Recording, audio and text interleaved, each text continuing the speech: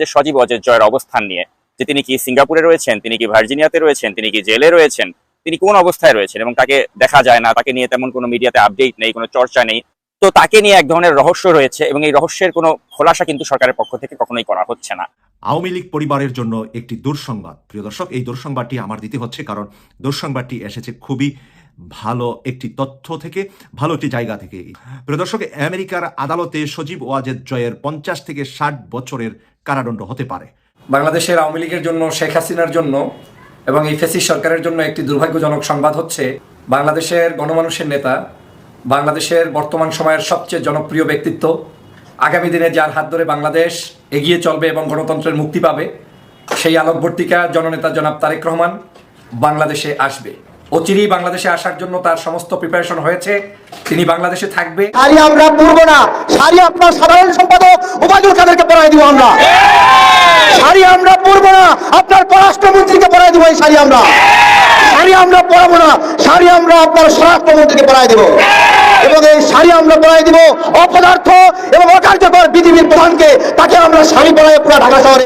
ভারতীয় শাড়ি, সেতু এবং সড়ক মন্ত্রী ওবায়দুল কাদের সাহেবকে পরাবো, এমনকি প্রিয় দর্শক, শুধু এ কথা বলেই ক্ষান্ত হয়নি গণ অধিকার পরিষদের নেতা তারেক রহমান। সেই সাথে তিনি বলেছেন, এই শাড়ি পররাষ্ট্রমন্ত্রীকে পরাবো, এই শাড়ি স্বরাষ্ট্রমন্ত্রী সাহেবকেও পরাবো। তো প্রিয় দর্শক, হঠাৎ করে তিনি কেন এমন কথা বললেন তা আশা করছি আপনাদের সকলেরই জানা আছে। প্রিয় দর্শক, সেই সাথে তিনি আরও কিছু মন্তব্য করেছেন প্রধানমন্ত্রী শেখ হাসিনাকে উদ্দেশ্য করে, যা আপনারা এখন দেখতে চলেছেন।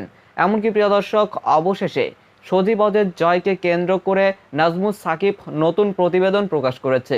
সেখানে উঠে এসেছে সজীব ওয়াজেদ জয়কে নিয়ে কিছু চাঞ্চল্যকর তথ্য। সে কোথায় আছে, সে কি জেলে আছে নাকি বাইরে আছে, সে কখন বাংলাদেশে আসে এবং কিভাবে চলে যায় এবং তার বর্তমান পরিস্থিতি কি, সমস্ত কিছু এই প্রতিবেদনের মাধ্যমে তিনি তুলে ধরেছেন। তো প্রিয় দর্শক, তিনি আপনাদের উদ্দেশ্যে যেই মেসেজটি দিতে চেয়েছেন সেটিও এখন জানতে চলেছেন।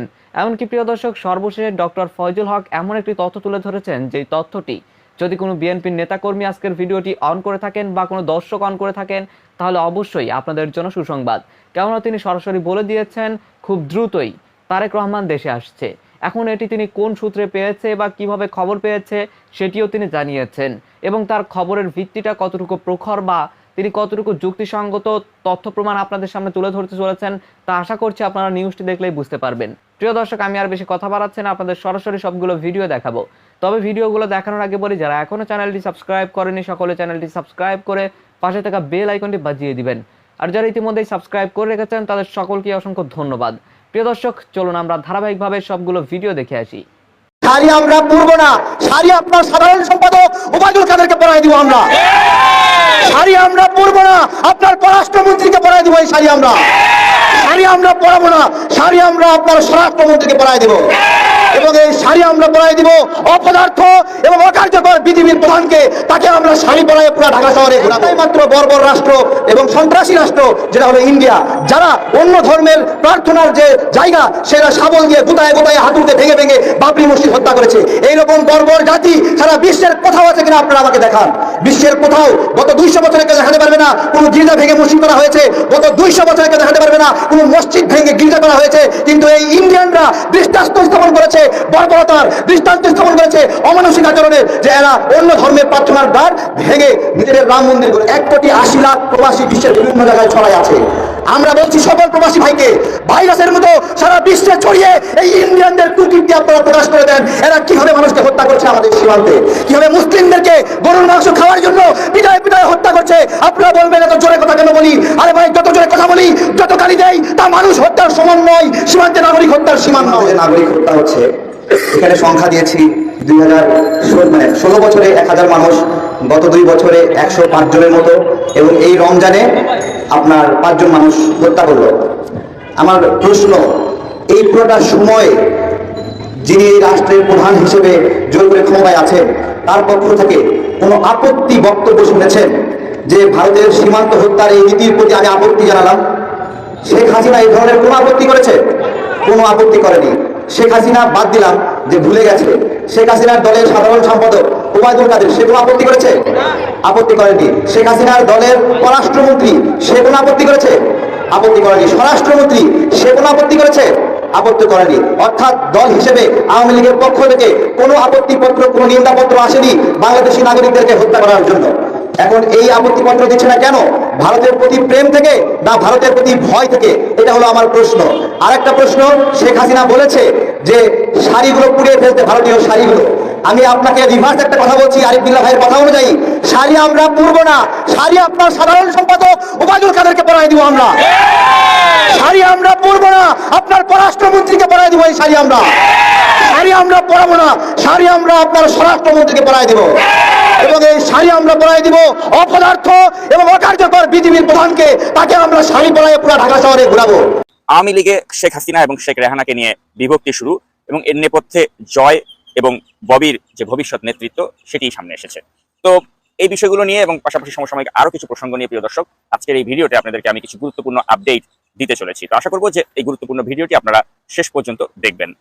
তো প্রথমেই সজীব ওয়াজেদ জয়ের প্রসঙ্গে আমি কিছু কথা বলতে চাই, কারণ আপনাদের অনেকেরই প্রশ্ন রয়েছে যে সজীব ওয়াজেদ জয়ের অবস্থান নিয়ে, যে তিনি কি সিঙ্গাপুরে রয়েছেন, তিনি কি ভার্জিনিয়াতে রয়েছেন, তিনি কি জেলে রয়েছেন, তিনি কোন অবস্থায় রয়েছেন এবং তাকে দেখা যায় না, তাকে নিয়ে তেমন কোনো মিডিয়াতে আপডেট নেই, কোনো চর্চা নেই। তো তাকে নিয়ে এক ধরনের রহস্য রয়েছে এবং এই রহস্যের কোনো খোলাসা কিন্তু সরকারের পক্ষ থেকে কখনোই করা হচ্ছে না। এই যেমন বর্তমান যে আপডেটটি সজীব ওয়াজেদ জয়কে নিয়ে রয়েছে, সেটি সরকার কিন্তু তাদের বিভিন্ন মিডিয়া দিয়ে কিন্তু ফলো করে প্রচার করেনি যে সজীব ওয়াজেদ জয় তিনি ঈদ করতে তিনি বাংলাদেশে এসেছেন, তিনি কোন সময় বাংলাদেশে ঢুকলেন, তিনি কয়দিন থাকলেন, তিনি আবার কখন ফেরত গেলেন, কোনো কিছুরই কিন্তু আপডেট নেই। জাস্ট একটি ছবি সামাজিক যোগাযোগ মাধ্যমে ছেড়ে দেওয়া হয়েছে এবং বলা হচ্ছে যে সজীব ওয়াজেদ জয় তিনি যুক্তরাষ্ট্র থেকে এসেছেন এবং তিনি ঈদ করেছেন তার মায়ের সাথে, তার খালার সাথে, এবং এ ধরনের একটি ছবি সামাজিক যোগাযোগ মাধ্যমে ছাড়া হয়েছে। তো এই ছবিটি কিন্তু কোনো ফেক ছবি নয়, এটি সত্যিকারেরই ছবি, অর্থাৎ সজীব ওয়াজেদ জয় সত্যি সত্যি বাংলাদেশে এসেছেন, তিনি ঈদ করেছেন। কিন্তু এত লুকোছাপা কেন? তিনি যে এসেছেন এটা তো মিডিয়াতে জানানো যেত, তো এটা জানানো হচ্ছে না কেন? তিনি গোপনে গোপনে আসছেন, তিনি থাকছেন, তিনি চলে যাচ্ছেন, অর্থাৎ তাকে কেন্দ্র করে যে ধোঁয়াশা এটা কিন্তু বজায় রাখছে সরকারের পক্ষ থেকে, এবং রাখবেই না কেন? কারণ সজীব ওয়াজেদ জয়কে কেন্দ্র করে যে একটা অর্থ পাচার সংক্রান্ত মামলা যুক্তরাষ্ট্রে রয়েছে এবং সজীব ওয়াজেদ জয় যে খুব একটা ভালো অবস্থায় নেই, এটা তো আসলে মোটামুটি সবখান থেকে এটা চাউর হয়ে গিয়েছে এবং এটা আসলে সরকার যতই এটাকে ধামাচাপা দেওয়ার চেষ্টা করুক না কেন, এটা ধামাচাপা দিয়ে তারা ধামাচাপা রাখতে পারছে না এবং মোটামুটি এটা সকলেই জেনে গিয়েছে যে ভালো অবস্থায় সে নেই। এবং জেক সালিভানের সাথে যে মিটিংটি হয়েছিল, অর্থাৎ এই ডামি নির্বাচনের আগে, সেই মিটিংয়েও তো সজীব ওয়াজেদ জয়ের প্রসঙ্গটি এসেছিল এবং এক পর্যায়ে তো সেই মিটিংটি মাঝপথে থেমে যায়। তো এই প্রসঙ্গগুলো তো আমরা জানি। তো সবকিছু মিলিয়ে এখনো জয়ের অবস্থা খুব একটা ভালো নেই। তিনি পেরোলে মুক্তি পেয়েই তিনি যুক্তরাষ্ট্র থেকে আসছেন, যেমন তিনি এর আগেও মাসখানেক আগে তিনি এসেছিলেন, এখনো আবার আসছেন তিনি ঈদ করতে, এবং তার বিষয়গুলো আসলে লুকোছাপা করে রাখা হচ্ছে। কিন্তু যারা আওয়ামী লীগের অত্যন্ত ঘনিষ্ঠ লোকজন যারা রয়েছেন, তারা ভালো করেই জানেন যে সজীব ওয়াজেদ জয়ের সময়টা ভালো যাচ্ছে না এবং নানা ধরনের অর্থ পাচার সংক্রান্ত মামলা, দুর্নীতির মামলায় তিনি যুক্তরাষ্ট্রে বেশ একটা চাপের মাঝেই রয়েছেন। আর তার রেকর্ড তো এমনিতেও ভালো না। তিনি যুক্তরাষ্ট্রের আগেও নানা সময় তিনি ট্রাফিক ভায়োলেশন করেছেন, মদ খেয়ে গাড়ি চালিয়েছেন, এসব অপরাধে তাকে তো আর্লিংটন পুলিশ তারা আটক করেছিল। স্ক্রিনে আপনারা সংক্রান্ত একটি মার্ক শটও নিশ্চয়ই দেখতে পাচ্ছেন। তো এই হচ্ছে তার অবস্থা, যে এখন তো তিনি এর থেকেও আরো বড় ধরনের সমস্যায় পড়েছেন, অর্থ পাচার সংক্রান্ত যে মামলাগুলো তার বিরুদ্ধে রয়েছে। তো এগুলো নিয়ে তিনি বেশ চাপে রয়েছেন। আর সংসার জীবন তো তার ইতিমধ্যেই শেষ, কারণ তার স্ত্রীর সাথে তার তো একটা আনুষ্ঠানিকভাবে ডিভোর্স হয়ে গিয়েছে এবং তিনি এখন আয়েশা আজিজ খানকে নিয়ে তিনি ব্যস্ত আছেন। তো মোট কথা তার পারিবারিক জীবন, সামাজিক জীবন, কোনো জীবনটাতেই তিনি কিন্তু শান্তিতে নেই। আর এটাকে কেন্দ্র করেই যারা আওয়ামী লীগের ঘনিষ্ঠ ব্যক্তিবর্গ তারা এখন ঝুঁকছেন ওই বড় আপা ছেড়ে ছোট আপার দিকে, এবং সেই বিষয়টি নিয়ে আজকে মূলত এই ভিডিওতে আমি আপনাদেরকে কিছু তথ্য দিতে চাই। সেটা হচ্ছে আওয়ামী লীগ কিন্তু মূলত এখন 3 ভাগে বিভক্ত। জি প্রিয় দর্শক, আওয়ামী লীগ কিন্তু এখন মূলত 3 ভাগে বিভক্ত। এক ভাগে রয়েছে সজীব ওয়াজেদ জয়কে কেন্দ্র করে একটা ব্যবসায়িক এবং স্বার্থান্বেষী গোষ্ঠী, যারা মনে করে যে আওয়ামী লীগের শেখ হাসিনার এই যে নেতৃত্ব যেটা শেষ হতে চলেছে, অর্থাৎ এই নির্বাচনের পরে তো শেখ হাসিনার আসলে আর নতুন করে আরেক মেয়াদে তিনি থাকবেন না, তার বয়স হয়ে গিয়েছে, তিনি নিজেই এটা স্বীকার করেছেন। তো আগামী নেতৃত্বে অনেকেই মনে করছেন যে সজীব ওয়াজেদ জয়ের নেতৃত্বে আওয়ামী লীগ আবার নতুন করে দল গোছাবে। তো সেজন্য সজীব ওয়াজেদ জয়কে কেন্দ্র করে আওয়ামী লীগে কিন্তু একটা ভাগ ইতিমধ্যে হয়ে গিয়েছে, একটা ব্যবসায়িক গোষ্ঠী, এবং এই ভাগের যে লোকজন রয়েছেন তাদের একটা ইনফ্লুয়েন্স কিন্তু আওয়ামী লীগে রয়েছে।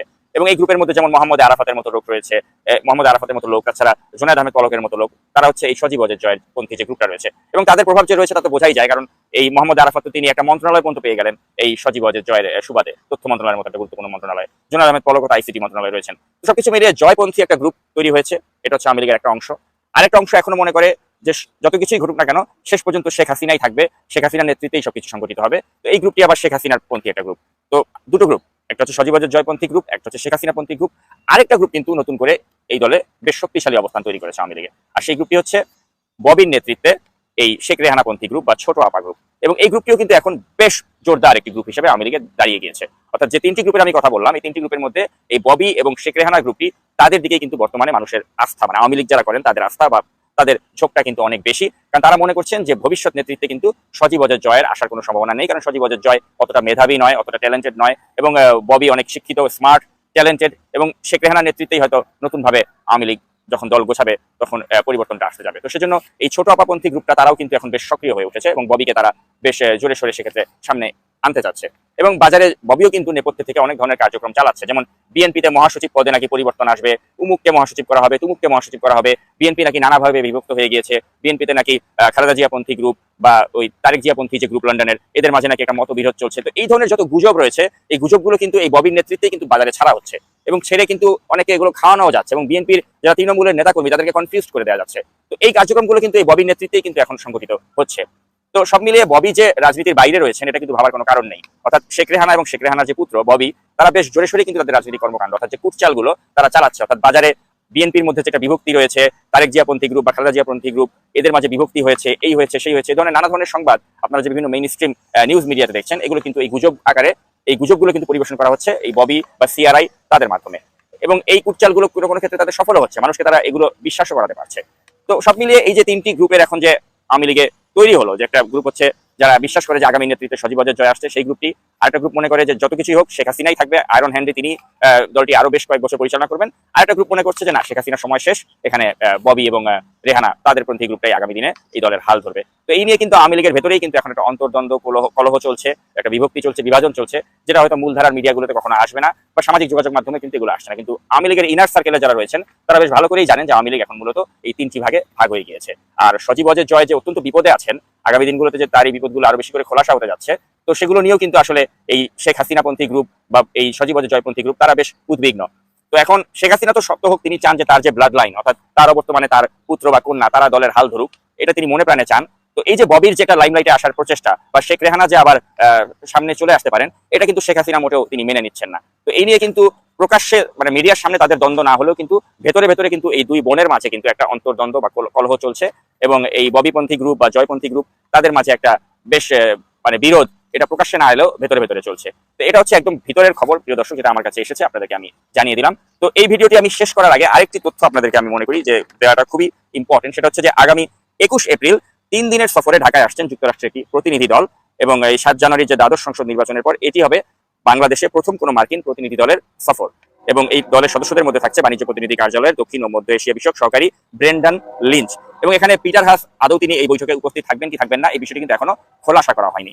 তো প্রিয় দর্শক, এখানে মূল যে বিষয় দুটো আলোচনা হতে যাচ্ছে সেটা হচ্ছে শ্রম আইন এবং শ্রম আইনের যে লঙ্ঘন এবং ডক্টর ইউনূসকে নিয়ে যে সরকারের যে কুটচাল, এই বিষয়টা এই মিটিং এর এজেন্ডাতে থাকবে। পাশাপাশি যে সাইবার নিরাপত্তা আইন রয়েছে এটা নিয়েও কিন্তু এই মিটিং এ আলোচনা হবে। তো প্রিয় দর্শক, এখন আমি জানি যে বাংলাদেশের মানুষের কাছে কিন্তু যুক্তরাষ্ট্রের প্রতিনিধি দল তারা আসছেন বা তারা কোনো আলাপ আলোচনা করছেন বাংলাদেশ সরকারের প্রতিনিধিদের সাথে, এটা নিয়ে আর কারো কোনো কিউরিওসিটি ইদানিং থাকছে না। কারণ আপনারা জানেন যে ভারতে যে একটা 2+2 মিটিং হয়েছিল এবং এই মিটিং এর পর থেকেই কিন্তু যুক্তরাষ্ট্র তাদের যে বাংলাদেশ ইস্যুতে যে অবস্থান ছিল সেখান থেকে আপাত দৃষ্টিতে তারা সরে এসেছিল, যে কারণে বাংলাদেশের জনগণের কিন্তু যুক্তরাষ্ট্রের বিভিন্ন পদক্ষেপের প্রতি এখন একটা হতাশা তৈরি হয়েছে। তাই তারা যুক্তরাষ্ট্র কি করলো না করলো সেটার দিকে কিন্তু চেয়ে নেই। কিন্তু মূল বিষয়টা হচ্ছে যে যুক্তরাষ্ট্র একটা পদক্ষেপ নিলে সেটা একটা ক্যাটালিস্টের ভূমিকা পালন করবে এবং বিএনপিতে এখন যে একটা আন্দোলন ঝিমিয়ে পড়েছে এটা মূলত হয়েছে এই কারণে যে বিএনপিও প্রত্যাশায় আছে যে হয়তো খুব শিগগিরই যুক্তরাষ্ট্র এমন কোনো পদক্ষেপ নেবে এই বাংলাদেশে যে একটা চলমান একটা কর্তৃত্ববাদী শাসন চলছে এর বিরুদ্ধে, ওটাকে ক্যাটালিস্ট হিসেবে পুঁজি করে রাজপথের আন্দোলন বিএনপি জোরদার করবে। তো সেজন্য বিএনপিতে এখন এই মুহূর্তে যে একটা আপাত দৃশ্যে দেখা যাচ্ছে একটা হতাশা বিরাজ করছে বা নেতাকর্মীদের মধ্যে উৎসাহের একটা অভাব রয়েছে, এই উৎসাহ কিন্তু ফিরে আসতে খুব বেশি সময় লাগবে না। অর্থাৎ যে মুহূর্তে দেখা যাবে যে যুক্তরাষ্ট্রের পক্ষ থেকে একটা দৃশ্যমান পদক্ষেপ, যেটা আমরা আশা করছি হয়তো নরেন্দ্র মোদীর এই যে নির্বাচনটি হচ্ছে ভারতে, এই নির্বাচনের পরপরই হয়তো এরকম কোনো একটা ঘোষণা বা কিছু একটা আসতে পারে, তখন কিন্তু এটা ক্যাটালিস্টের ভূমিকা পালন করবে।